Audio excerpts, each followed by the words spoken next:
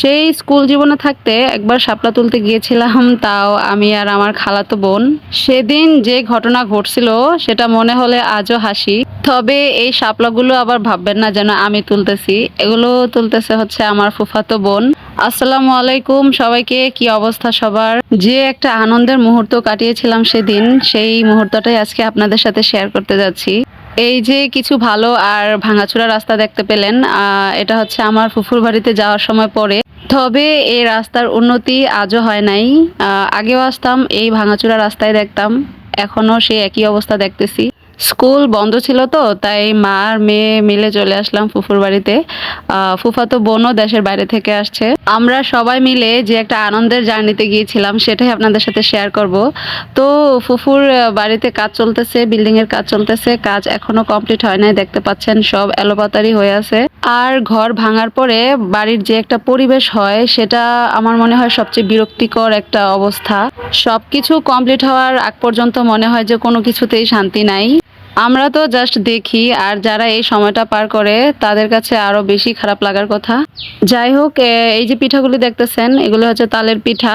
তো সন্ধ্যার সময় আমরা আবার তালের পিঠা খাইছিলাম সবাই মিলে। তালের পিঠা কারা কারা পছন্দ করেন কমেন্ট করে কিন্তু জানাবেন।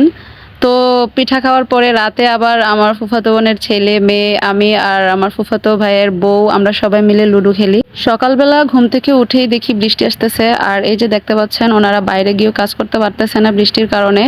আর আজকে সকাল সকালই নৌকা দিয়ে যাওয়ার কথা ছিল ফুফাতো বোনের বান্ধবীর বাড়িতে। ফুফাতো বোনের দুই বান্ধবীও চলে আসছে ফুফুর বাড়িতে, কারণ আমরা সবাই এখানে একসাথে নৌকা করে যাব আর কি। এদিক দিয়ে আমরা সবাই রেডি হয়ে বসে আছি, কিন্তু বাইরে তো বৃষ্টি থামতেছে না। এই একটু থামে তো আবার বৃষ্টি শুরু হয়, একটু থামে আবার বৃষ্টি শুরু হয়, মানে বের হওয়ার মতো কোনো পরিবেশই হয় না আর কি সকালবেলা। আমরা কিন্তু সিএনজি করে যেতে পারতাম, তবে সেটা যায়নি, কারণ নৌকা দিয়ে যাওয়াটা এটা অন্যরকম একটা মজা। আর এমন নৌকা দিয়ে যাব সেটা হচ্ছে উপরে ছাদও নাই, বৃষ্টি আসলে ভিজবো।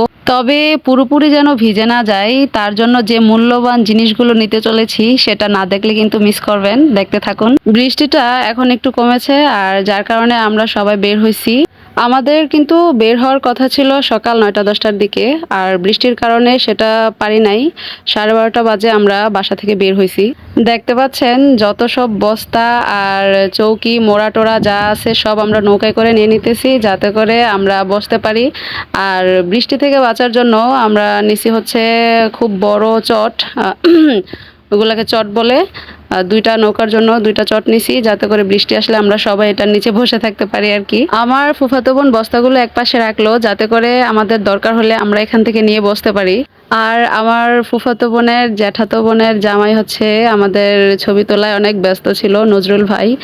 উনি অনেক রসিক একটা মানুষ। এই যে নৌকাটা দেখতেছেন এটা কিন্তু আমাদের পেছনে ছিল অনেক, আর এই নৌকাটাই কিন্তু আমাদের অতিক্রম করে সবার আগে চলে গেছে। আর চকের মধ্যে শাপলা একদমই কম ছিল, ব্যাট ছিল অনেক বেশি।